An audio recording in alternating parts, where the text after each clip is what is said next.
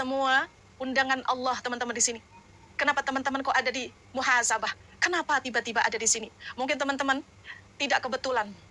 VT saya mungkin masuk ke room teman-teman, ya, masuk ke TikTok teman-teman. Siapa yang menunjukkan? Bukan saya. Hanya Allah yang menunjukkan. Artinya, teman-teman, Allah memiliki tujuan. Kenapa teman-teman ada di muhasabah? Mungkin teman-teman saat ini sedang merasa sendiri dari sahabat-sahabat yang dulu menemani teman-teman dari TK sampai sekarang. Ternyata ketika teman-teman saat ini sedang terpuruk, sendirianlah teman-teman. Maka Allah datangkan teman-teman di muhasabah biar banyak temannya. Ya, kita memiliki 9 grup muhasabah, 8 grup perempuan, 1 grup laki-laki. Silakan masuk ke sana, teman-teman. Ya, itu tidak ada pembayaran apapun kok, teman-teman, nggak usah khawatir. Bayar ya bun, mau wawa sama bunda, mau ngechat sama bunda, bayar nggak ada pembayaran apapun. Teman-teman silakan masuk ke grup, nggak ada bayaran, teman-teman. Masuk ke grup kita muhasabah, sama-sama ingin menjaga ibadah malamnya kita ingatkan, sholat malamnya kita ingatkan. Kita akan gempur dengan materi-materi yang ada di live, teman-teman, agar apa? Menguatkan diri kita. Ya, mungkin teman-teman di sini sedang sendiri. Ya, silakan teman-teman di follow dulu akun admin teman-teman, kemudian di situ ada chat ya, teman-teman silakan di DM. Jadi teman-teman di sini yang belum saya balas DM-nya mohon bersabar karena banyak sekali yang mau masuk ke grup muhasabah, teman-teman. Ada yang suami istri masuk ke grup muhasabah, pingin memperbaiki diri, pingin benar-benar sholat tahajudnya diingatkan, teman-teman. Ingat ya, hidayah itu harus kita jemput sahabatku. Maka kita harus usahakan, upayakan, kumpul dengan orang-orang yang sama-sama ingin hijrah, masuk ke dalam majelis taklim. Kita yang upayakan, teman-teman. Jangan menunggu, kita yang upayakan. Ya, sahabatku ada di sini, sahabat-sahabat surga yang ada di sini. Itu Allah datangkan. Mungkin teman-teman itu saat ini sedang memiliki hutang. Mungkin teman-teman saat ini sedang banyak yang menghibahi. Mungkin teman-teman saat ini sedang sendirian. Teman-teman saat ini sedang bingung mau ngapain. Maka Allah datangkan nih, mungkin muhasabah ini. Untuk apa? Introspeksi diri. Untuk apa teman-teman ada di sini? Ya, ketika teman-teman di sini mungkin teman-teman merasa, ya Allah, alhamdulillah setiap pagi saya ada kegiatan. Alhamdulillah setiap pagi saya ada sahabat-sahabat kita di muhasabah. Malam-malam sepertiga malam ribuan sahabat-sahabat muhasabah saling bersaut-sautan mendoakan satu sama lain tanpa memandang siapa kita. Tanpa memandang apakah teman-teman di sini yang ada di grup muhasabah baru bisa membaca Al-Quran? Apakah teman-teman yang ada di muhasabah, yang masuk ke grup muhasabah yang ada di sini, apakah banyak dosa? Apakah orang-orang yang banyak hutang? Atau orang-orang yang kaya? Apa orang-orang yang terpuruk? Atau bahkan saat ini yang sedang bermaksiat, teman-teman? Kita tidak pernah memandang siapapun, teman-teman. Karena di sini yang kita pandang, kita adalah sama-sama hamba Allah. Jangan pernah melihat seseorang dari masa lalunya. Yang kita pandang adalah hari ini, nanti, dan seterusnya. Maka jangan pernah ngejudge kepada orang-orang. Dulunya kamu siapa? Dan dulu mah dia seperti itu. Saya takut berteman dengan dia karena dia banyak dosa dulu. Jangan pernah seperti itu. Yuk insya Allah di muhasabah, teman-teman. Berkumpul di muhasabah ini. Insya Allah kita tidak akan pernah memandang siapa Anda, siapa saya, siapa kita. Semua di hadapan Allah. Tidak memandang apakah ini dari Malaysia, dari Singapura, dari Taiwan, dari Indonesia. Kita tidak pernah memandang, karena nanti di sana padang mahsyarnya hanya satu. Tidak ada padang mahsyar Indonesia, tidak ada padang mahsyar Singapura, tidak ada perbedaan. Kita sama-sama di sana. Maka silakan teman-teman yang ada di grup muhasabah. Nanti di sana di grup muhasabah, grup 1 sampai 9, teman-teman. Itu ada salah satu yang akan dipanggil sama Allah. Inna lillahi wa inna ilaihi rajiun. Sahabat kita yang ada di grup 1, namanya ini telah Allah panggil. Maka insya Allah yang mendoakan bukan hanya 1-2 orang, yaitu sahabat-sahabat yang ada di muhasabah. Insya Allah akan mengantarkan sahabat-sahabat semua ketika dipanggil sama Allah. Jadi teman-teman, jangan sedih ya. Teman-teman, harus kuat ya. Jangan merasa bahwa sekarang saya sendirian bun, saya ditinggalkan. Makasih ya sahabat-sahabat semuanya. Saya sendirian bun, saya saat ini sendiri, jangan sedih ya. Kita menemani teman-teman dengan muhasabah ini insya Allah. Kita sama-sama bersama berdoa, sama-sama di sini teman-teman. Di sisa-sisa hidup kita. Baik. Kita akan muhasabah bersama. Sahabatku, muhasabah itu apa? Nanti sebelum materi-materi nanti apa bunda? Materi nanti yang akan saya berikan adalah saya akan memberikan materi tentang peta uang. Mungkin teman-teman di sini ada yang sedang kebingungan apa yang harus saya lakukan. Makasih ya. Jazakumullah semuanya. Sedang kebingungan. Saya itu hidup rasanya tidak karu-karuan bunda. Saya rasanya hidup saat ini udah nggak ada arahnya. Ibadah ujian begitu besar. Saya lebih banyak memikirkan dunia daripada akhiratku bunda. Saya rasanya hampa saat ini. Sahabat sudah banyak yang meninggalkanku. Harta sudah Allah ambil. Masalah-masalah dalam keluarga begitu pelik. Masalah dengan anak-anak juga. Kesehatan saya juga luar biasa diuji. Maka teman-teman, jangan bersedih. Kenapa? Karena Allah masih sayang kepada kita. Karena Allah masih sayang kepada kita. Allah itu masih memberikan kesempatan kepada kita. Allah memberikan kesempatan kepada kita untuk hidup, untuk besok. Sekarang nanti teman-teman, itu masih ada kesempatan. Artinya teman-teman masih diberikan kesempatan untuk bertobat. Astagfirullah Rabbal baraya. Ya Allah, berapapun banyaknya dosa yang teman-teman lakukan selama 50 tahun, selama 40 tahun, selama 60 tahun hidup yang dijalani, banyak dosa, tinggal bersimpuh di hadapan Allah. Ya Allah, ampuni hamba ya Rabb. Ampuni hamba, selama ini hamba itu terlena dengan dunia ini ya Allah. Harta Engkau sudah berikan kepada hamba banyak, tapi mana nggak ada yang merasa saya bahagia. Rumah sudah ada, tapi tetap ada nggak bahagia. Mobil sudah saya miliki, tapi tetap ada aja ujiannya. Ya Allah, ternyata paling indah, paling tenang. Wah, dari Jerman, terima kasih. Terima kasih ya. Di sini banyak teman-teman dari luar negeri, dari Malaysia, ada juga sahabat-sahabat kita dari Malaysia, dari Singapura teman-teman ya. Ya Allah, astagfirullahaladzim. Mohon maaf. Makasih ya, Mbak. Dari Singapura, Taiwan itu banyak. Kita satu grup itu campur-campur dari negara manapun teman-teman. Artinya kita tidak pernah memandang siapa teman-teman. Ada yang kemarin bilang, Bun, saya itu banyak dosa, Bun. Sekarang saya udah 45 tahun. Tapi saya belum bisa sholat, Bun. Tapi saya ingin bertobat. Saya takut karena saya itu banyak maksiat. Saya banyak maksiat, Bun. Apakah saya pantas ada di grup muhasabah? Ya Allah, ya Allah, ya Allah. Aku bilang, pantas sekali. Pantas sekali. Lebih baik orang yang bertobat, yang mengakui kesalahannya, daripada saat ini merasa banyak ilmu tapi dia sombong, tapi dia tidak merasa bahwa dia itu banyak dosa. Lebih banyak dia mengaku banyak dosa tapi bertobat, tapi daripada dia yang mengaku beribadah tapi dia sombong. Aku bilang, datanglah kamu. Ayolah ikut muhasabah. Masya Allah, Allah datangkan tuh hidayah. Alhamdulillah, yang dulunya gak pernah sholat teman-teman, alhamdulillah, bahkan sekarang rindu sepertiga malam. Dia selalu menunggu, sholat malam. Itulah teman-teman. Maka jangan pernah ngejat siapapun teman-teman. Di sini siapapun teman-teman itu, kita sama-sama di hadapan Allah. Ketika kita saat ini sedang gelisah teman-teman, sedang gelisah, maka tempat paling indah, tempat paling nyaman yaitu kita hamparkan sajadah kita, kasih wangi-wangi yang terbaik teman-teman, pakai baju yang terbaik untuk Allah, mukena yang terbaik untuk Allah. Makanya teman-teman, untuk Allah mah yang terbaik, ini mah untuk sahabat-sahabat yang terbaik.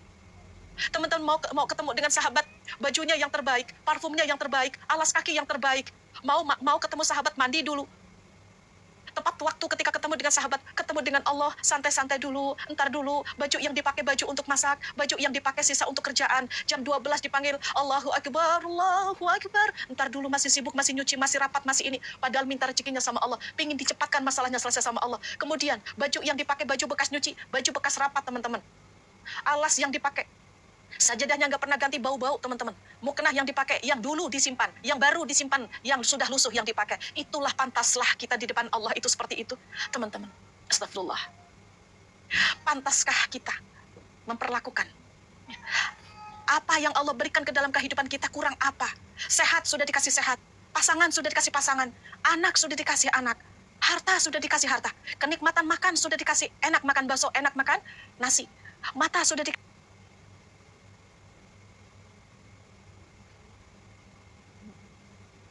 kasih sehat, mata dikasih untuk melihat, telinga masih bisa mendengar, badan masih sehat, tapi masih digunakan untuk bermaksiat. Betul. Maka pantas ketika saat ini Allah berikan ujian. Ujianku begitu besar, Bun. Apakah Allah tidak sayang kepadaku? Karena Allah sayang, sahabatku. Allah itu begitu sayang kepada hambanya. Sangat sayang kepada hambanya. Makanya sebelum meninggalkan dunia ini Allah ingatkan, hai kamu yang pakai riba, kamu yang saat ini masih memakan uang haram, anak-anakmu dikasih makanan-makanan haram dari riba, anak-anakmu dikasih makanan-makanan haram, sudahlah, berhentilah. Maka dikasih ujian, harta yang Allah titipkan diambil lagi sama Allah. Jangan merasa sombong teman-teman. Ini mobil lecet sedikit saja teman-teman udah marah-marah sama yang nabraknya, yang lecetannya. Ya Allah, ya Rabbana. Semua itu akan kembali kepada Allah. Maka teman-teman, introspeksi diri itu penting. Maka teman-teman ada di sini, saya yakinnya ini adalah rencana Allah. Daun gugur teman-teman, itu Allah sudah merencanakan. Maka teman-teman ada di muhasabah ini, Allah yang merencanakan teman-teman. Benar. Allah itu sayang. Apa pertanda Allah itu sayang? Salah satu yaitu Allah memberikan ujian-ujian ke dalam kehidupan kita, tapi kita tidak sadar sahabatku. Kita tidak sadar. Baik, kita muhasabah sebentar. Apa itu muhasabah? Muhasabah itu adalah introspeksi diri. Orang-orang yang tidak mau bermuhasabah, maka itu adalah orang-orang yang sombong. Kalau dia memiliki ilmu, merasa bahwa ilmunya, ya, merasa bahwa, sebentar teman-teman, dia menyombongkan ilmunya, dia bisa merendahkan orang-orang yang tidak berilmu. Dia menyombongkan ibadahnya teman-teman. Ya, menyombongkan ibadahnya. Hasibu qabla an tuhasabu teman-teman. Sebelum Allah perhitungkan kita di sana, di akhirat maka kita hitung-hitung dulu. Untuk apa selama ini hidup kita, sahabatku? Jadi teman-teman yang di sini yang sedang menghadapi ujian, yang sedang menghadapi masalah, jangan hanya bilang kayak gini. Kenapa ya Allah Engkau memberikan ujian ini kepadaku ya Allah? Kenapa? Kenapa ya Allah doa-doa saya tidak dikabulkan? Kenapa? Entar dulu sahabatku, malu sama Allah, malu. Malu sekali sama Allah. Oke, sahabatku. Yuk, sedikit saja saya akan menampar. Menampar tidak langsung. Tapi kita akan muhasabah ya. Saya juga muhasabah untuk diri saya sendiri teman-teman. Kaki anak Adam itu tidak akan terlepas dari kaki Tuhannya, dari sisi Tuhannya. Sebelum ditanya beberapa hal. Apa yang ditanya sama Allah? Hai hambaku, selama 50 tahun hidup yang sudah aku berikan ke dalam kehidupan kamu di dunia, untuk apa hidupmu? Sekarang teman-teman, kita coba berpikir ya. Untuk apa saya dikasih usia sampai sekarang 45 tahun? Untuk apa saya dari kecil sampai sekarang dikasih 50 tahun? Kayaknya masih kosong, belum ada apa-apanya. Belum memiliki bekal sedikit pun untuk akhirat. Bahkan ibadah belum ada yang aku unggulkan, yang akan aku bawa untuk akhiratku nanti. Saat ini masih sibuk dengan urusan-urusan dunia. Masih sibuk dengan keinginan-keinginan yang belum tercapai, teman-teman. Tetapi dipaksakan. Masih gengsi. Masih memikirkan gengsi. Masih memikirkan diomong orang lain. Masih sakit-sakit hati. Masih memikirkan dunia dan dunia, teman-teman. Tuh, sajadah menunggu. Tuh. Sepertiga malam menunggu. Teman-teman, ditanya, untuk apa hidupmu di dunia? Gak bisa jawab. Apakah ada ibadah yang kamu unggulkan, yang kamu bawa ke sini, ke akhirat? Ngapain aja? Sekarang teman-teman berapa tahun? Usia manusia itu, kata baginda Rasulullah SAW, hanya 60-70 tahun usia di dunia. Kesempatan yang dikasihkan di dunia bisa kurang, bisa lebih. Benar, bisa kurang, bisa lebih. Teman-teman ada di dunia ini bentar lagi akan meninggalkan teman-teman. Akan kita tinggalkan. Seperti teman-teman itu sedang berteduh sebentar meninggalkan lagi. Ya, betul. Maka apa yang kamu lakukan selama 50 tahun sekarang? Kalau misalkan teman-teman saat ini meminta sama Allah, ya Allah panjangkanlah umurku. Kemudian teman-teman kita dikasih 70 tahun teman-teman. Kemudian teman-teman bilang sama Allah, ya Allah panjangkanlah umurku ahli ibadah. Kalau sekarang teman-teman itu 50 tahun, untuk ke 70 tahun itu 20 tahun lagi.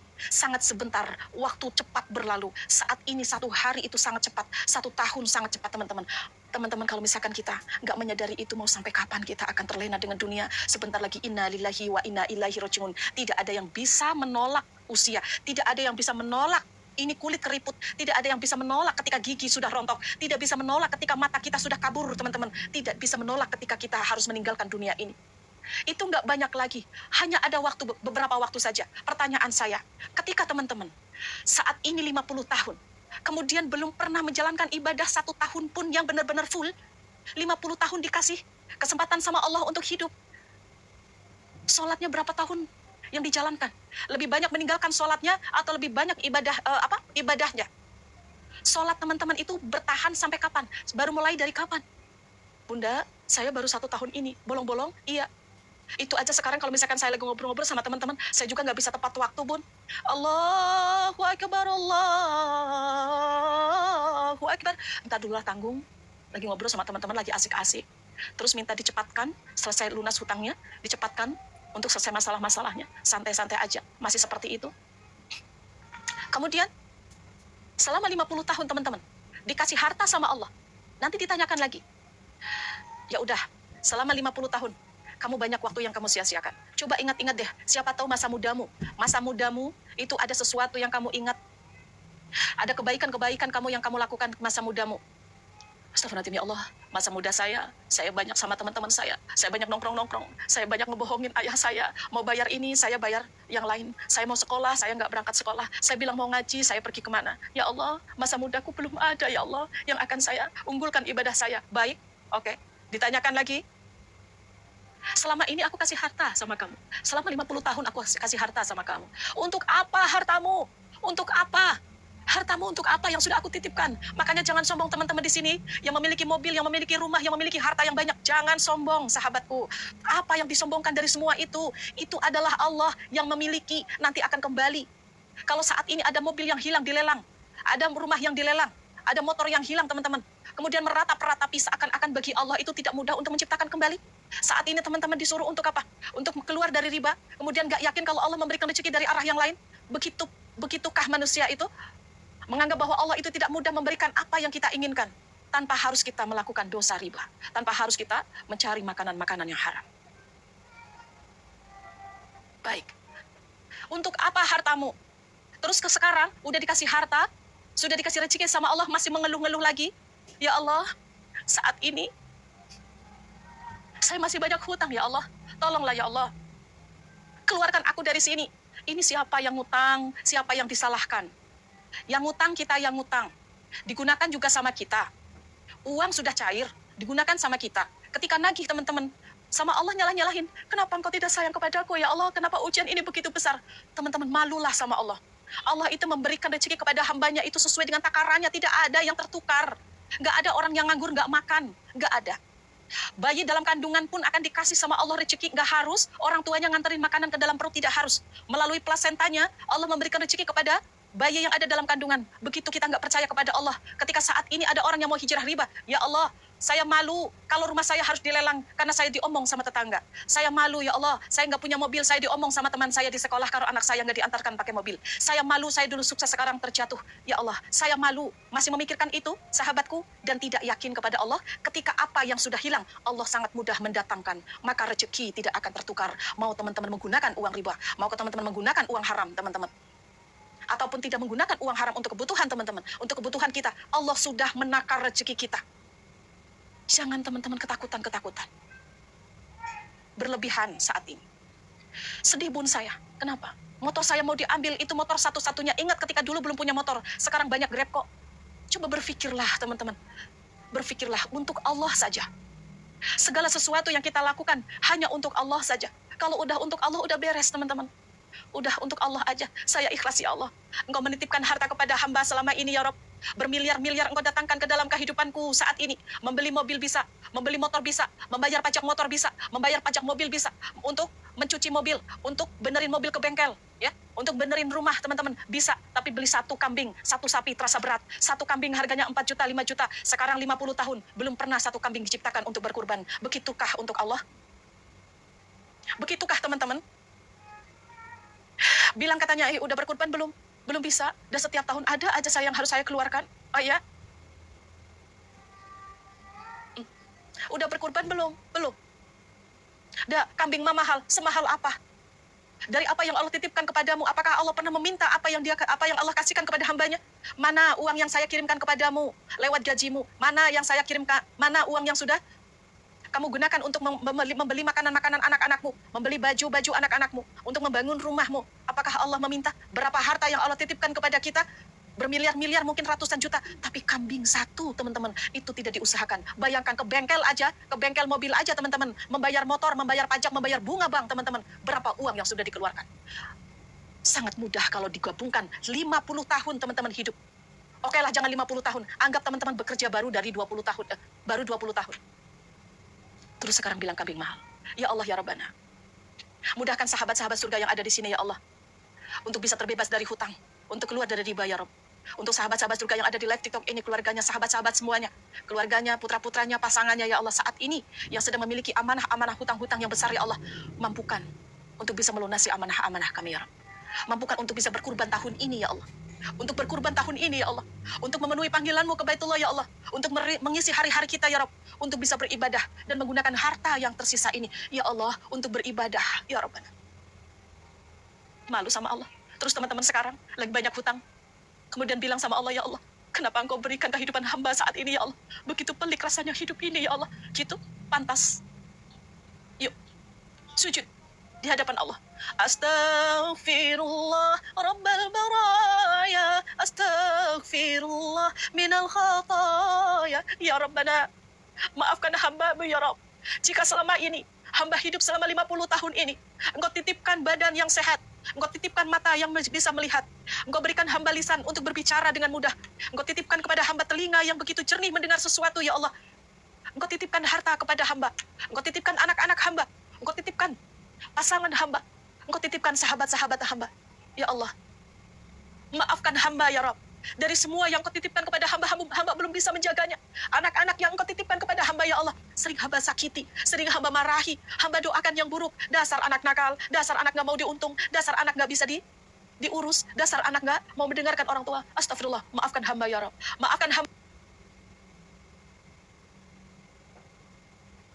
Saya tidak bisa menggunakan untuk beribadah dengan tenang. Lebih banyak saya jalan-jalan dengan sahabat-sahabat. Lebih banyak untuk urusan dunia. Ya Allah, untuk sholat aja nggak pernah tenang. Astagfirullah. Malu sama Allah. Kemudian mata yang dikasih melihat, apakah lebih banyak untuk melihat maksiat, atau lebih banyak digunakan untuk membaca Al-Quran? Inna sholati wa nusuki wa mahyaya wa mamati lillah. Sujudlah di hadapan Allah. Teman-teman minta maaf kepada Allah. Ya Allah, sholatku, ibadahku, kehidupanku. Ya Allah, ya Rabbana, matiku untukmu ya Allah. Bilang sama Allah, bertobat mulai saat ini. Yuk teman-teman, dimulai saat ini, nanti dan seterusnya. Isi hari-hari ini dengan penuh rasa syukur, dengan penuh semangat. Jangan mengeluh-ngeluh banyak-banyak ya teman-teman. Lebih banyak bersyukur teman-teman. Jangan banyak mengeluh.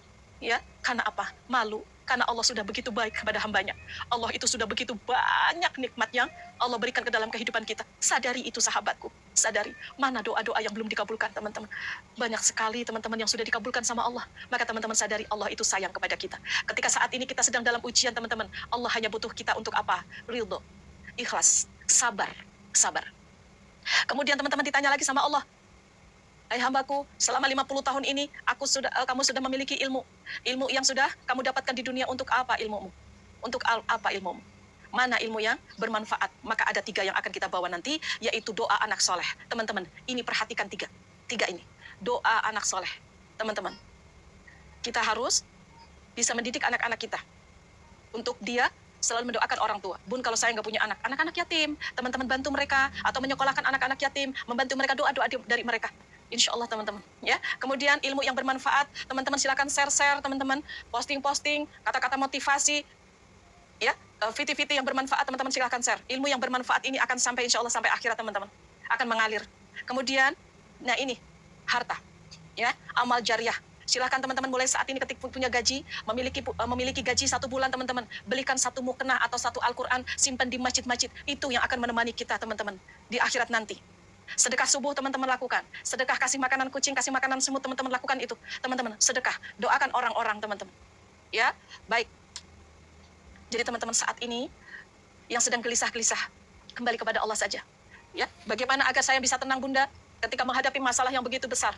Yang pertama adalah ridho. Terima ketetapan Allah. Saat ini sedang memiliki hutang, sedang memiliki masalah, sedang memiliki ujian yang berat. Yuk teman-teman, ya Allah saya terima. Saya terima rencanamu ya Allah. Saya tidak bisa menolak apapun rencanamu dalam kehidupanku. Walaupun belum sesuai dengan keinginanku, ya Rob, saya terima ya Allah. Terima dulu. Lagi banyak hutang, terima dulu. Banyak masalah, terima dulu. Maka minta bantuan kepada Allah. Kemudian ikhlas. Saya ikhlas jalani kehidupan ini, ya Allah. Saya ikhlas, saya lakukan ini semua. Menyelesaikan masalah-masalah saya. Saya jalani kehidupan saya. Lillah karena Engkau, ya Allah. Itu namanya ikhlas. Kemudian yang kedua, bersabar. Sadari bahwa semua yang ada di dunia ini sifatnya inna lillahi wa inna ilaihi rajiun. Jangan pernah ada kesombongan ketika kita memiliki mobil mewah. Jangan pernah ada kesombongan ketika kita memiliki wajah yang cantik atau memiliki wajah yang ganteng, memiliki baju bagus, memiliki rumah bagus. Apapun teman-teman yang teman-teman miliki di dunia ini sifatnya inna lillahi wa inna ilaihi rajiun. Begitupun dengan masalah-masalah dan ujian yang ada dalam hidup kita, itu akan berlalu sahabatku. Maka sabar ya. Sabar teman-teman, semuanya akan beres. Semuanya akan berlalu. Baik. Saya akan ngasih tahu apa ciri-ciri orang-orang yang bakalan dia bisa bangkit dari keterpurukan. Mau mendengarkan ini? Ya, saat ini teman-teman sedang terpuruk, bingung mau ngapain? Ya bentar Kak Putsa, siap. Ya, yuk sebelum ke materi, teman-teman saya akan memberikan materi. Materi yang pertama adalah ciri-ciri orang yang bakalan bisa bangkit dari keterpurukan. Dan saat ini yang belum memiliki ciri-ciri itu, makasih ya Kak, yang belum memiliki ciri-ciri itu, maka ciptakan itu. Biar teman-teman bisa bangkit ya. Oke, kemudian yang kedua adalah, saya akan memberikan materi, yaitu tentang money map, peta uang, dan scripting 369. ini saya ulangi, maka teman-teman jangan sampai ada yang ketinggalan. Biar nanti di grup teman-teman nggak menanyakan kembali ya, teman-teman ya. Nanti saya akan kirimkan kembali ke grup untuk materinya. Tapi teman-teman, kenapa harus mengikuti live saya ketika saya menjelaskan tentang money map atau peta uang? Biar teman-teman itu lebih paham. Kalau melalui live ini, teman-teman itu akan lebih paham nanti. Nah, nanti saya sambung di grup. Ya, teman-teman ya. Baik. Teman-teman, sebelum kita... sebentar ya, teman-teman ya. Oke. Sebentar.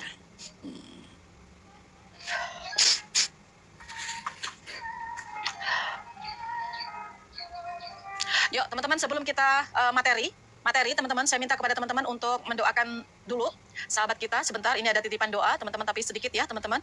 Yuk, mohon didoakan, mohon diaminkan ya teman-teman ya, diaminkan orang-orang yang mendoakan orang lain, maka insya Allah malaikat pun akan mendoakannya ya, malaikat akan mendoakannya. Innalillahi wa inna ilaihi rajiun. Teman-teman, telah Allah panggil Ibu Ana bin Fulan, teman dari Bunda Kaisyah. Innalillahi wa inna ilaihi rajiun. Nah, ini dari Malaysia ya teman-teman ya. Innalillahi ini sudah 3 hari, mayatnya ada di Malaysia, teman-teman mau dikirimkan ke Indonesia, teman-teman, kita doakan ya. Kemudian untuk almarhum Bapak Ngadiman bin Katawir ya, ayahanda dari Ibu Yani, turut berduka Ibu Yani. Kemudian untuk Ibu Manulia bin Fulan, teman-teman ini saudaranya Ustazah Umi Siti Fatimah. Innalillahi wa inna ilaihi rajiun. Oke, kemudian untuk almarhum Miftah, Bapak Kosidi bin almarhum Miftah, Pak D-nya dari Ibu Ayu Sinta. Innalillahi wa inna ilaihi rajiun. Kemudian untuk almarhum anaknya dari Ibu Fitri Yulia. Ini jemaah muhasabah bernama Afikah Humaira Salihah binti Jasri Suchandra. Ya Allah ya Rabbana. Baik. Innalillahi wa inna ilaihi rajiun. Ya Allah ya Rabbana, untuk nama-nama yang kami sebutkan tadi ya Allah ya Rabbana, Engkau telah memanggil mereka ya Allah. Ampunilah dosa-dosa mereka ya Allah. Terimalah amal ibadah mereka selama hidup mereka ya Rabb. Jauhilah dari siksa kubur, jauhilah dari siksa api neraka ya Allah. Masukkanlah ke dalam syurga-Mu ya Allah tanpa hisab sedikit pun ya Rabbana. Kumpulkanlah dengan orang-orang yang saleh yang soleha. Kumpulkanlah di sana ya Allah dengan baginda Rasulullah sallallahu alaihi wasallam. Mampukan untuk bisa masuk ke dalam syurga-Mu tanpa hisab sedikit pun. Mampukan untuk bisa berjumpa kembali dengan keluarganya yang ditinggalkan, diberikan kesabaran, keikhlasan ya Allah ya Rabb. Dan saya husnul khatimah ya Allah. Al-Fatihah. A'udzubillahi minasyaitonir rajim. Bismillahirrahmanirrahim. Alhamdulillahirabbil alamin. Arrahmanirrahim. Maliki yaumiddin. Iyyaka na'budu wa iyyaka nasta'in. Ihdinas siratal mustaqim. Siratal ladzina an'amta 'alaihim. Alhamdulillah. Baik, turut berduka ya teman-teman ya yang ditinggalkan sama saudaranya, sama orang tuanya, sama anaknya. Baik, kemudian di sini ada yang sedang sakit, teman-teman mohon doanya.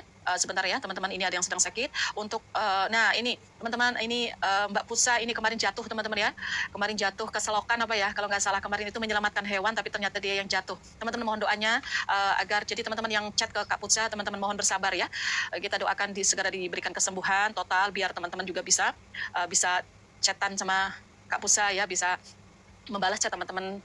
Ya, karena sekarang sedang sakit, kita doakan diberikan kesembuhan ya.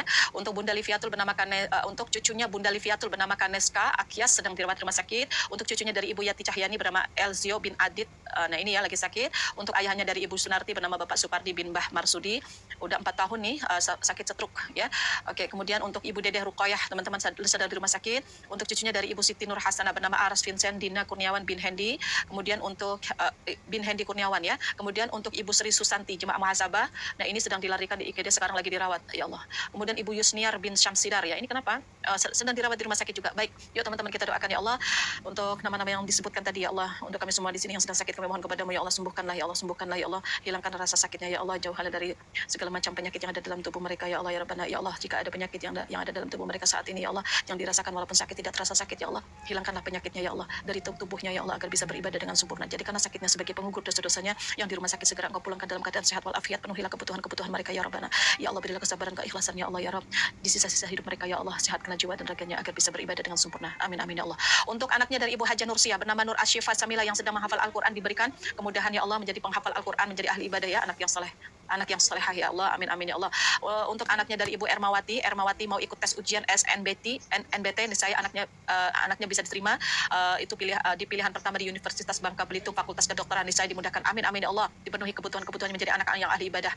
Untuk anaknya dari Ibu Ika Dahlia bernama Safira Eka Nur Haura, hari Rabu mau ikut tes P3K, saya diberikan kemudahan lulus dengan nilai yang terbaik ya, diberikan rezeki yang halal yang barokah. Untuk anaknya dari Ibu Sri Rohayati bernama Alif Ardiansa bin Junaidi untuk tes ya, dimudahkan untuk bisa mengikuti tesnya dan diberikan nilai yang terbaik, hasil yang terbaik. Kemudian pimpinannya diberikan apa ini?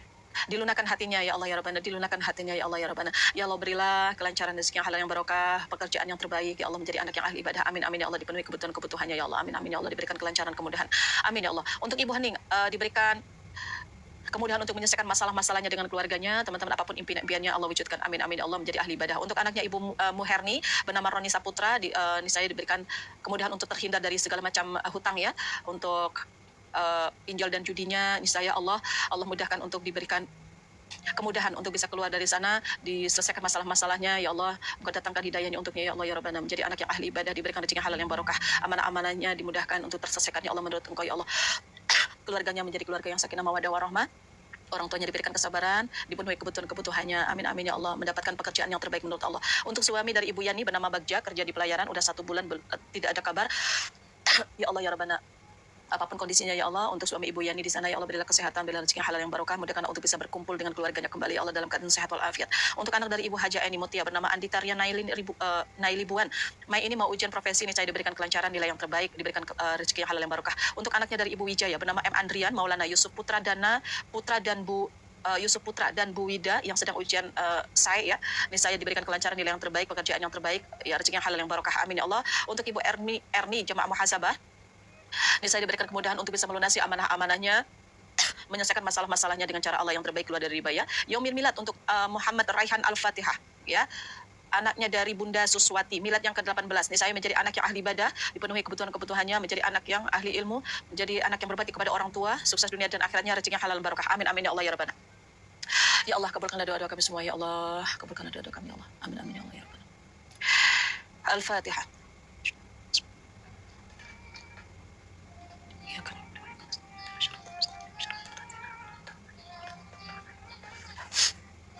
Alhamdulillah. Baik, alhamdulillah, doa bersama teman-teman. Ya, teman-teman yang masih ada di sini. Oke, yuk teman-teman share tap layarnya yuk. Share tap layarnya. Saya akan memberikan teman-teman materi yaitu ciri-ciri nih. Nah, ciri-ciri orang-orang yang saat ini bakalan bangkit dari keterpurukan. Nah, ciri-cirinya seperti apa? Teman-teman, sebelum materi silakan afirmasi, alhamdulillah ya Allah saya kaya raya, alhamdulillah saya hidup berkah, alhamdulillah saya lunas hutang, alhamdulillah saya bahagia, alhamdulillah saya dikejar rezeki. Teman-teman ya. Yuk.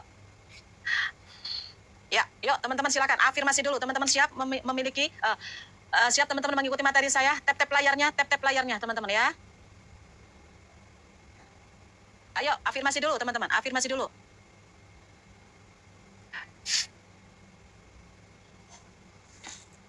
Ya, afirmasi dulu ya.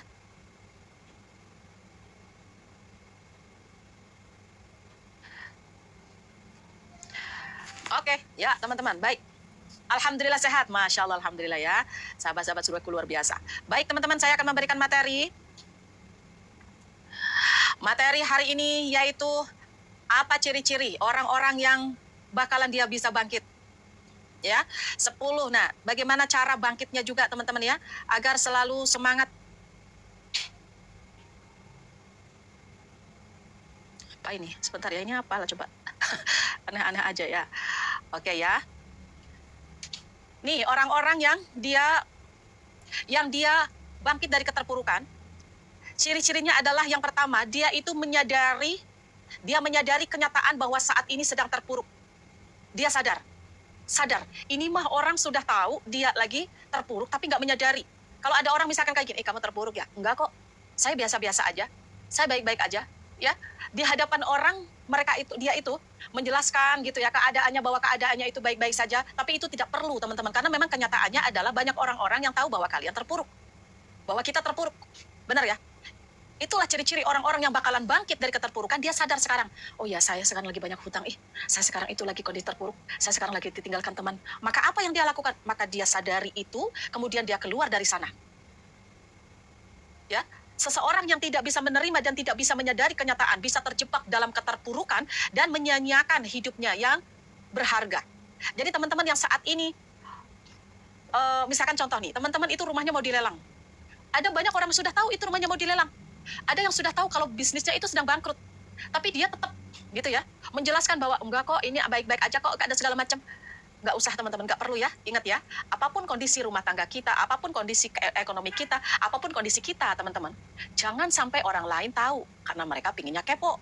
Ya, jangan sampai mereka tahu. Oke. Maka sadari kenyataan bahwa saat ini nih saya, nih. Maka sama aja ini orang yang introspeksi diri. Dia itu sadar kalau dia salah. Dia sadar kalau saya salah dulunya itu saya ngutang, saya salah. Kalau saya sadar kalau saya itu nyakiti istri saya sadar kalau saya nyakiti anak saya, maka saya perbaiki. Saya sadar kalau saya itu saat ini sedang banyak hutang, maka saya perbaiki. Apa yang harus saya lakukan? Maka saya harus cari kerjaan, maka saya harus cari bisnis. Oke, paham ya? Jadi sadari teman-teman, maka orang-orang yang sadar tentang itu mau introspeksi diri, maka dialah orang-orang yang bakalan bisa bangkit, dia akan bangkit, akan merubah kehidupan dia. Benar. Sadari dulu, jangan merasa teman-teman itu, malulah saya, malu keadaan ini bun, malu saya gengsi bun, saya kayak gini. Udah, nggak usah, nggak perlu. Ya. Saya malu diomong sama tetangga kalau saya banyak hutang nggak kamu? Iya, ya udah. Maka orang-orang yang merasa benar dia tidak mau introspeksi diri, dia tidak akan ada perkembangan ke depan lebih baik. Maka dia akan tumbuhlah rasa sombong. Sombong. Ya. Kemudian yang kedua, ciri-ciri orang-orang yang bisa bangkit, yang bakalan bisa bangkit adalah dia orang-orang yang sudah bisa menenangkan pikiran dia ketika dalam kondisi dia saat ini terpuruk, ketika saat ini dia sedang dalam kondisi gelisah. Jadi tidak ada ketakutan-ketakutan. Ketakutan-ketakutan itu sudah dia hilangkan. Ya, sebentar, saya ganti dulu judulnya. Ciri-ciri orang yang akan bangkit. Ya, amin ya Allah. Oke ya, apa ini teman-teman?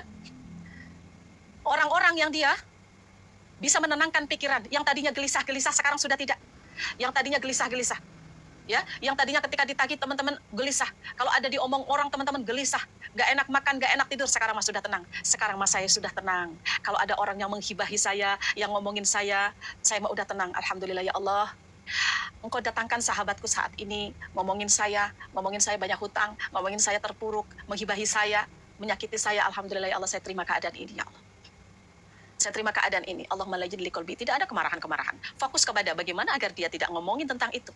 Dia sekarang yang diomongin adalah kita banyak hutang. Maka kita harus keluar dari sana, teman-teman. Tunjukkan kepada diri kita bahwa kita mampu. Fokus kepada diri kita saja. Ya. Kemudian yang ketiga nih. Yang ketiga. Apa ciri-ciri orang-orang yang dia bakalan bisa bangkit? Ini ciri-cirinya. Dia mau membahagiakan diri dia sendiri. Bukan membahagiakan orang lain dulu. Kalau saat ini teman-teman bekerja, kemudian teman-teman dapat gaji. Gajinya sampai nihil karena apa? Memikirkan untuk keluarga dulu, memikirkan untuk pasangan dulu, memikirkan misalkan teman-teman sampai nihil teman-teman, tapi nggak ada space untuk diri sendiri bahagia. Makanya ketika teman-teman dapat bonus atau teman-teman saat ini dapat rezeki, teman-teman coba deh sedikit-sedikitnya teman-teman hargai diri sendiri, kasih penghargaan kepada diri sendiri. Apa penghargaannya? Oh teman-teman misalkan pingin beli handphone, belilah. Pingin beli baju untuk diri sendiri, belilah. Teman-teman mau makan bakso kayak atau mau apa kayak, makanlah. Apa yang teman-teman suka, lakukanlah. Ya, enggak Mbak Farida? Ya, benar ya? Ingat, orang-orang yang dia bakalan bisa bangkit, maka dia sadar bahwa saya harus bahagia. Bahwa saya harus bahagia. Itulah orang-orang yang saat ini bakalan bangkit dari keterpurukan. Jangan sampai hati dia tergores. Dia pingin membahagiakan orang lain tapi dianya rapuh. Dia pingin membahagiakan pasangan tapi dianya rapuh. Saya sabarin deh. Biarkanlah pasangan saya bahagia tapi saya rapuh. Ntar dulu. Saya pengen membahagiakan keluarga saya, tapi saya rapuh, ngeluh-ngeluh teman-teman. Ntar dulu, jangan seperti itu. Kalau kita mau menolong orang lain, diri kita dulu teman-teman. Pedulikan diri kita dulu. Sebelum kita membahagiakan orang lain, teman-teman juga harus bisa membahagiakan diri kita sendiri dulu. Itulah kita menghargai diri kita. Ya, nah itulah. Jadi ada orang-orang yang karena orang lain, dia mau berkorban, tapi dirinya sendiri, dia rapuh. Betul ya? Pokoknya saya bekerja gimana pun caranya untuk keluarga saya. Boleh. Tapi kita bekerja juga butuh ketenangan. Kita bekerja juga butuh bahagia. Ketika hati gak bahagia, teman-teman gak tenang teman-teman. Gimana kita bisa menjalankan aktivitas? Gimana kita bisa membahagiakan orang lain? Ya, jadi orang-orang yang bakalan dia bisa bangkit, maka ketika dia sadar bahwa diri saya harus saya bahagiakan. Jadi kalau punya gaji, punya uang, sebelum teman-teman ngasih ke keluarga, ngasih ke anak-anak, teman-teman coba deh sisihkan sendiri. Hai, diriku, kamu bajunya udah sobek-sobek nih. Aku beli deh. Aku pingin baju itu. Kalau ada, beli. Saatnya teman-teman menghargai diri sendiri. Jangan teman-teman itu rapuh, teman-teman. Diri sendiri aja hancur-hancuran. Ingat ya, bahagiakan diri kita. Maka itulah ciri-ciri orang-orang yang bakalan bisa bangkit. Karena apa? Ketika orang itu bangkit, itu awalnya dari apa? Dianya itu nyaman, dia bahagia, dia sudah memiliki rasa percaya diri. Bagaimana memiliki rasa percaya diri, teman-teman? Orang diri sendiri aja rapuh. Ya, maka bahagiakan diri dulu. Mau olahraga, kayak makan, kayak di mana, beli sepatu sesuai keinginan teman-teman, kayak misalkan, atau beli apa yang teman-teman suka, kayak hargai diri kita. Saya bahagia, saya bahagia. Itulah, dia menghargai diri kita. Saya tidak mau saya disakiti sama orang. Saya tidak mau orang itu selalu tidak percaya kepada saya kalau saya bisa bangkit. Saya nggak mau orang-orang itu melihat saya sebelah mata kalau saya itu begini-begini aja. Enggak, hai diriku, ayo. Mulai saat ini nanti dan seterusnya kita kerjasama ya diriku ya. Untuk bisa bangkit dari keterpurukan ini. Untuk bisa keluar dari sini. Oke. Itulah ciri-ciri orang-orang yang bakalan bangkit. Ya, teman-teman suka belanja. Teman-teman suka belanja tapi itu happy. Tapi ingat ya, belanja itu tidak harus banyak-banyak teman-teman. Tidak harus. Disesuaikan dengan kebutuhan. Yang penting teman-teman itu bahagia. Teman-teman sukanya teman-teman itu ketika teman-teman lihat-lihat ya sawah atau apa, jalanlah ke sana. Kemudian yang keempat teman-teman. Yang keempat, ini ciri-ciri orang-orang yang bakalan bangkit dari keterpurukan. Yaitu orang-orang yang selalu bersyukur dalam kondisi apapun. Ini sudah dipastikan orang-orang yang selalu bersyukur. Ya. Ini susah ini teman-teman. Ciri-ciri orang yang akan bangkit dari keterpurukan maksudnya. Oke. Oke, sebentar ya. Nah, susah kan? Nggak nyukup teman-teman. Ya, sebentar. Oke, sebentar ya. Coba. Ciri-ciri orang-orang yang, nah ini saya singkat aja. Nah, kayak gini aja deh. Biar tidak setengah. Ya, dia selalu bersyukur. Jadi apa yang Allah berikan ke dalam kehidupannya saat ini, walaupun dia terpuruk, tapi dia bersyukur. Dia bersyukur. Alhamdulillah, walaupun saya terpuruk, tapi banyak orang-orang yang masih percaya kepada saya. Masih banyak orang-orang yang memotivasi saya. Alhamdulillah, walaupun saya saat ini ya sedang terpuruk, alhamdulillah saya diketemukan dengan sahabat-sahabat muhasabah. Alhamdulillah walaupun saat ini saya sedang banyak hutang, tapi alhamdulillah saya masih diberikan kesehatan sehingga saya bisa mencari bisnis, mencari penghasilan, mencari income tambahan. Alhamdulillah, saya sehat, anak-anak sehat. Banyak bersyukur. Bersyukur itu menentukan bagaimana kita menjalani hidup ini. Teman-teman bersyukur, maka dalam kondisi apapun teman-teman akan selalu bahagia. Tenang teman-teman, orang-orang yang selalu bersyukur, maka dia akan memiliki rasa percaya diri untuk bisa menghadapi apapun yang ada dalam kehidupan dia. Dalam kondisi apapun dia bersyukur, itulah orang-orang yang mendapatkan keberkahan. Orang-orang yang mendapatkan keberkahan, maka dia dilapangkan hatinya. Dalam kondisi apapun dia bersyukur, itulah sebenarnya kebahagiaan. Kamu bahagianya gimana? Ya kalau saya banyak duit. Kalau sudah banyak duit, belum tentu bahagia juga kamu. Kamu bahagianya gimana? Kalau saya punya mobil, belum tentu udah punya mobil bahagia juga kamu. Iya, betul? Dulu berangan-angan, aduh kayaknya bahagia kalau saya punya mobil. Udah punya mobil, nggak bahagia juga. Ada juga masalahnya ujiannya. Kenapa? Karena mobilnya kredit. Empot-empotan ketika mau bayar. Ngebayang-bayangin dulu, enaknya kayaknya kalau punya rumah sendiri. Udah punya rumah teman-teman, tetap aja ketika bayar, ketika cicilan, tetap aja empot-empotan juga. Jadi semuanya teman-teman, itu yang diangan-angankan itu, ya, yang diangan-angankan itu rasanya itu nggak ada habis-habisnya. Tapi orang-orang yang bersyukur, maka dia syukuri apa yang sudah dia dapatkan. Itulah sebenarnya orang-orang yang mendapatkan kebahagiaan. Ya, Masya Allah, luar biasa. Orang-orang yang bersyukur itu, sekarang lagi banyak ditekan-tekan, tapi dia tetap bersyukur. Alhamdulillah ya Allah, dalam kondisi seperti ini, hamba bisa menjalani kehidupan saya dengan tenang. Alhamdulillah ya Allah, terima kasih atas segala-galanya. Bersyukur. Jadi tidak ada protes sana sini, teman-teman. Ketika ada rencana Allah yang belum sesuai dengan keinginan teman-teman, ya, kemudian teman-teman protes-protes enggak. Kemudian yang kelima, ini ciri-ciri orang-orang yang bangkit dari keterpurukan. Inilah orang-orang yang bakalan bangkit dari keterpurukan. Yang kelima yaitu suka memotivasi diri. Nah, siapa yang suka kayak gitu? Sudah praktek teman-teman? Di depan cermin teman-teman, ayo, kamu pasti bisa. Jangan kamu seperti itu dulu, dan seperti itu aja. Baik, makasih teman-teman. Waalaikumsalam warahmatullahi wabarakatuh. Ya, memotivasi diri. Dia orang-orang yang memotivasi dirinya, maka saya yakin dia bisa bangkit. Tapi orang-orang yang sibuk dengan curhat-curhatan kepada orang lain, kemudian ketika banyak masalah teman-teman cari curhat-curhatan kepada siapapun, tetangga diajak curhat, ya orang tua diajak curhat. No, enggak. Karena apa? Ketika teman-teman curhat kepada siapapun, waalaikumsalam warahmatullahi wabarakatuh. Ketika teman-teman curhat kepada sahabat-sahabat, ternyata bukan memotivasi. Ya, bukan. Memotivasi teman-teman itu, kalau misalkan teman-teman saat ini dimotivasi sama sahabat, sama tetangga, sama siapapun teman-teman dimotivasi, tapi ternyata itu tidak bisa memotivasi teman-teman. Kalau apa? Kalau teman-teman sendiri tidak termotivasi.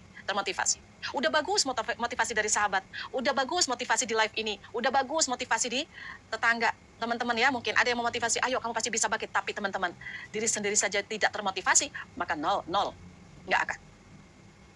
Ya, maka teman-teman coba di depan di depan kaca, teman-teman bilang, ngobrol dengan diri sendiri. Ayo Nafisah, pasti kamu bisa. Kamu jangan sedih-sedih ya. Kamu ada kesempatan untuk bahagia. Masih ada hari ini, hari esok, dan selanjutnya. Udah tinggalkanlah orang-orang yang tidak suka kepadamu. Tinggalkanlah orang-orang yang menghibahimu. Tinggalkanlah orang-orang yang tidak peduli kepadamu. Gak usah ingat dia. Kamu pasti bisa. Ayo tunjukkan kalau kamu bisa. Tunjukkan kepada diri kamu sendiri bahwa kamu bisa. Itu. Jangan nangis-nangis terus. Untuk apa? Tidak ada yang peduli. Hai, Nafisah, ayo. Coba di depan cermin teman-teman ngomong, lihat muka teman-teman. Itu sering saya lakukan. Ngajak ngobrol diri sendiri. Benar-benar itu bisa membuat kita semangat. Karena apa? Tidak ada yang bisa memotivasi diri kita, bangkit diri kita. Dari keterpurukan ini kita bisa bangkit kalau bukan diri kita yang merubahnya. Karena Allah sesuai dengan apa yang hambanya usahakan, maka kita usahakan semampu kita untuk bisa merubah kehidupan kita. Maka motivasi diri sendiri itu berpeluang 80% berhasil. Kalau orang-orang yang dimotivasi sama orang lain, lingkungan, sekolah, guru, motivator atau siapapun memotivasi diri kita, itu hanya berperan 20%. Itu namanya motivasinya ekstrinsik. Ekstrinsik itu dari luar. Tapi 80% akan berhasil, akan sukses orang-orang yang dia memiliki motivasi sendiri. 80% tuh, yaitu motivasi intrinsik, yaitu motivasi yang dari diri kita sendiri. Waalaikumsalam warahmatullahi wabarakatuh. Ya, ingat. Orang-orang yang memotivasi diri sendiri itu keren banget. Maka ketika ada orang yang merendahkan, oh, kamu gak bakalan bisa bangkit, kamu gak bakalan bisa melunasi hutang-hutang kamu, gak bakalan kamu bisa umroh. Tapi diri sendiri, saya bisa dengan cara Allah. Tenang aja. Karena ketika teman-teman mempedulikan dia, bukan dia yang menciptakan itu. Yang menciptakan segala sesuatu itu adalah keyakinan kita, pikiran kita, dan Allah yang kita prasangkakan dengan prasangka yang baik. Itu saja. Mau ribuan orang tidak yakin kepada teman-teman. Itulah ketika saya dulu jatuh 3 miliar. 3 miliar lebih. Banyak orang-orang yang tidak percaya. Yang melihatnya adalah keadaan pada waktu itu saya banyak ditagih, saya ditinggalkan banyak orang, saya banyak hutang. Itulah penilaian-penilaian pada waktu itu. Orang menilai pada waktu itu. Jadi saat ini teman-teman dinilai sama banyak orang, dinilai dihina-hina, diomong-omong, banyak orang nggak percaya, maka tinggalkan orang-orang itu, fokus kepada perbaikan diri, motivasi diri sendiri, karena hanya teman-teman yang bisa memotivasi diri teman-teman. Kalau pasangan pun, kalau kondisi lagi terpuruk, pasangan juga bisa terpuruk teman-teman. Jadi yang bisa memotivasi, saya nggak bisa lihat anak saya kayak gitu. Masa anak saya nggak bisa sekolah? Masa anak saya itu ya melihat mamahnya merenung-renung terus, nggak bisa saya. Masa anak saya melihat saya itu ditagih-tagih, nggak bisa saya kayak gitu. Ayo Nafisah, ayo bangkit. Masih ada kesempatan, hari ini, nanti, dan seterusnya. Masih ada hari esok. Kamu belajar, kamu cari bisnis, kamu cari usaha, kamu cari kerja, ikhtiarlah. Ada Allah yang menemani kita. Nggak usah takut. Ya, maka teman-teman nih, kalau teman-teman saat ini mau keluar dari riba, mau keluar dari gibah, mau hijrah dari segala macam dosa yang pernah dilakukan teman-teman, maka harus memiliki motivasi diri sendiri. Harus ada motivasi, sahabatku, dari sendiri. Aduh, kamu nanti kalau nggak pinjam ke bank, nggak bakalan lah. Kamu siapa yang kamu minjemin kamu? Misalkan orang tua yang ngomong kayak gitu, atau pasangan, atau siapapun. Nih, nggak mau, udah nggak. Rezeki sudah ditakar. Hari itu rezekinya segitu. Ya teman-teman ya, hari itu rezekinya segitu. Nggak usah khawatir teman-teman. Nggak ada riba, pakai riba pun rezekinya sudah segitu. Maka lebih baik nggak usah. Udah motivasi dari sendiri. Ayo mampu, kamu pasti bisa kok tanpa riba. Kamu bisa memiliki rumah tanpa riba. Kamu bisa meninggalkan hutang itu. Kamu bisa hidup tanpa hutang kok. Saya yakin dah Allah memudah. Motivasi dari diri sendiri. Jangan orang lain yang jadi penghancur motivasi teman-teman. Jangan. Makasih ya teman-teman semuanya. Jazakumullah semuanya, Masya Allah. Gift teman-teman ini kita cairkan menjadi uang, kemudian kita insya Allah sebagian akan kita bagikan untuk muknah dan alat-alat sholat lain ya teman-teman ya. Oke, kemudian yang selanjutnya, orang-orang yang bakalan bangkit dari keterpurukan, maka dia akan merubah kehidupan dia dengan cara apa? Dia tidak mau hidup begitu-begitu aja. Waalaikumsalam warahmatullahi wabarakatuh. Orangnya itu akan jadi kreatif tiba-tiba. Yaitu apa? Menyusun rencana-rencana masa depan dengan baik. Dia tidak mau hidupnya begini-begini saja. Ya, tidak mau hidupnya begini-begini saja. Kalau saat ini teman-teman, gelisah, nggak jelas hidup saya mau ngapain, ke depan saya mau ngapain. Kalau ditanyain apa yang kamu inginkan, saya ingin masuk surga. Terus ngapain sekarang? Yang nggak tahu lah, saya banyak masalah, banyak dosa. Dan terus dari dosa-dosa yang kamu lakukan, apa yang kamu lakukan? Entahlah, saya banyak masalah, banyak beban. Ini muter-muter nggak karu-karuan.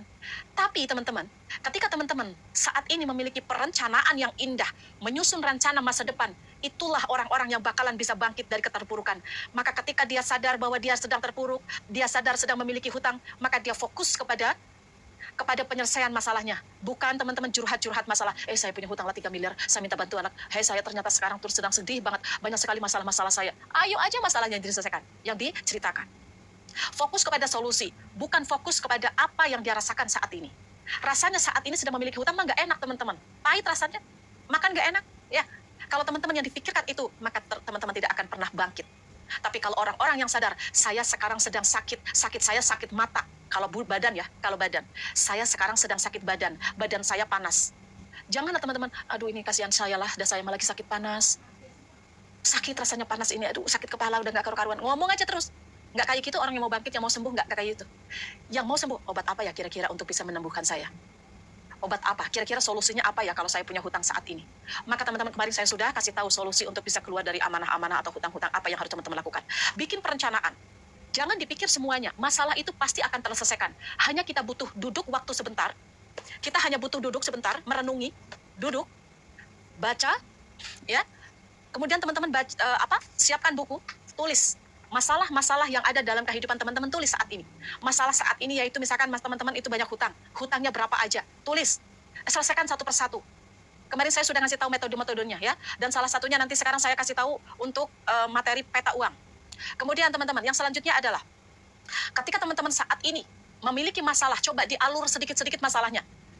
Kayak masalah pekerjaan rumah tangga. Oh, saya saat ini harus menyelesaikan masalah misalkan, cuci piring dulu, atau masak dulu, atau apa dulu ya. Itu nggak bisa dikerjakan bersama-sama. Maka jangan berharap teman-teman memiliki hutang 3 miliar, memiliki hutang 1 miliar, atau 500 juta, atau 200 juta. Teman-teman, kalau dipikirkan nominalnya akan berat. Tapi kalau teman-teman coba dibikin satu persatu hutangnya ke siapa aja, selesaikan satu persatu, beres juga nanti. Maka itu orang-orang yang mau bangkit dari keterpurukan, maka dia itu sudah menyusun rencana apa yang harus saya lakukan. Masalah mana yang harus saya selesaikan dulu. Ya, rencana-rencana teman-teman silahkan bikin rencana. Oke, saya kemarin, nih teman-teman contohnya teman-teman membuat rencana. Rencana jangka pendek, rencana jangka panjang teman-teman. Ya, oke, saya kasih tahu ya, saya kasih contoh. Nih, saya selalu menulis. Tahun 2021, saya tulis, ini contoh ini yang sudah. Ketika saya pada waktu 2020, kemudian saya kena corona, hancur bisnis travel saya. Hancur luar biasa. Apa yang saya lakukan? Apakah saya mengeluh-ngeluhkan? Ada corona, bisnis saya bangkrut. Bisnis saya bangkrut. Saya kena corona. Saya udah habis lah uang saya gimana? Terus, kalau kita mengeluh-ngeluh selesai? No. Oke. Saya menyadari bahwa saya saat ini sedang terpuruk, bahwa bisnis saya saat ini sedang hancur. Apa yang harus saya lakukan? Baik, saya harus menyusun rencana agar saya bisa tetap bertahan di corona. Akhirnya saya menulis rencana-rencana kehidupan saya ke depan. Oke, saya cari peluang. Apa yang harus saya lakukan? Rencana jangka pendeknya apa? Jangka panjangnya apa? Rencana hariannya apa? Saya akan bagi dua. Kalau teman-teman saat ini sedang terpuruk, banyak hutang, banyak masalah, tenang dulu teman-teman. Ingat ya, ada dua yang harus teman-teman lakukan, evaluasi dua-duanya. Antara ibadah dan juga, antara akhirat dan juga dunia. Akhirat dan dunia. Mungkin teman-teman saat ini sedang terpuruk, hutang-hutang begitu besar, mungkin teman-teman, karena teman-teman jarang bersedekah. Nih contoh. Nih, saya contohkan ya. Saya contohkan, teman-teman biar paham. Nih. Oke, saya kasih. Nah, sebentar. Misalkan nih. Nah, nih. Misalkan saya evaluasi, ada sesuatu impian saya yang belum saya dapatkan, teman-teman. Evaluasi saya adalah, mengapa saya belum mendapatkan yang saya inginkan? Oke, sekarang evaluasi teman-teman. Saat ini yang teman-teman rasakan, adalah gelisah, nggak karu-karuan, banyak masalah, banyak ujian. Oke, kita evaluasi sehari-hari kita. Oh, mungkin saya sering menunda-nunda ibadah, sedekah, pekerjaan. Oke, ini saya menyadari. Kemudian saya tulis lagi, masih banyak dosa-dosa, oke? Ya, saya suka banyak mengeluh, misal. Ini saya contohkan saja, ya teman-teman, saya contohkan ya. Kemudian di sini ada apa? Oh, tidak tepat waktu sholatnya. Sedekahnya masih kurang, ya. Suka mengingat pemberian, oke. Masih suka marah-marah, oke. Kemudian jarang membaca Al-Quran, membuat kesal orang, ya kan? Masih sering sakit hati, kurang silaturahim, maka saya bikin rencana jangka pendek. Apa yang harus saya lakukan? Oke, baik. Apa yang harus saya lakukan? Oh, biar saya tenang, biar saya memiliki program-program yang baik, maka saya ingin membuat program kerja sendiri. Oke ya, itu contohnya. Jadi ada hal yang kita lakukan, teman-teman. Jadi tidak sia-sia. Teman-teman jangan nyalah-nyalahin keadaan. Nggak usah nyalah-nyalahin keadaan. Buat apa? Karena sudah terjadi. Terjadi saat ini adalah banyak hutang. Terjadi saat ini adalah terpuruk. Bisnis sudah hancur. Barang sudah nggak ada. Coba untuk ibadah kita, coba kita untuk evaluasi deh. Mungkin dari ibadah kita. Paham ya? Waalaikumsalam warahmatullahi wabarakatuh. Paham nggak dengan evaluasi ini? Kemudian kita evaluasi pekerjaan kita. Oh, mungkin saya kurang iklan. Oh, mungkin saya barangnya kurang lengkap. Oh, mungkin saya kurang banyak menawarkan kepada orang lain misalkan. Paham, teman-teman? Evaluasilah. Mungkin saya banyak percaya kepada orang lain sehingga saya menghutangkan, sehingga saya terpuruk saat ini. Itu semua jadi pembelajaran.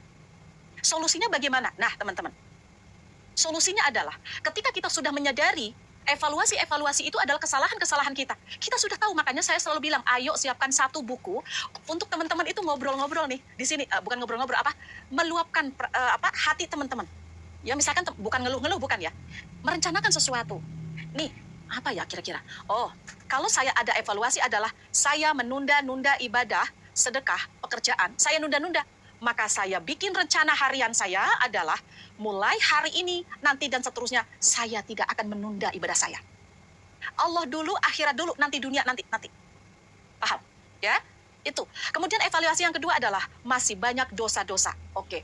Ya Allah, banyak banget dosa-dosa saya. Saya masih banyak meninggalkan ibadah saya masih kurang bersedekah. Oke, teman-teman, saya akan setiap hari, saya akan bersedekah. Tulis di situ, rencana harian, teman-teman. Tulis. Saya ingin sholat tepat waktu. Saya sedekah subuh setiap hari. Tulis. Baik, Kak Abbas, makasih ya. Kemudian teman-teman suka mengeluh. Nah,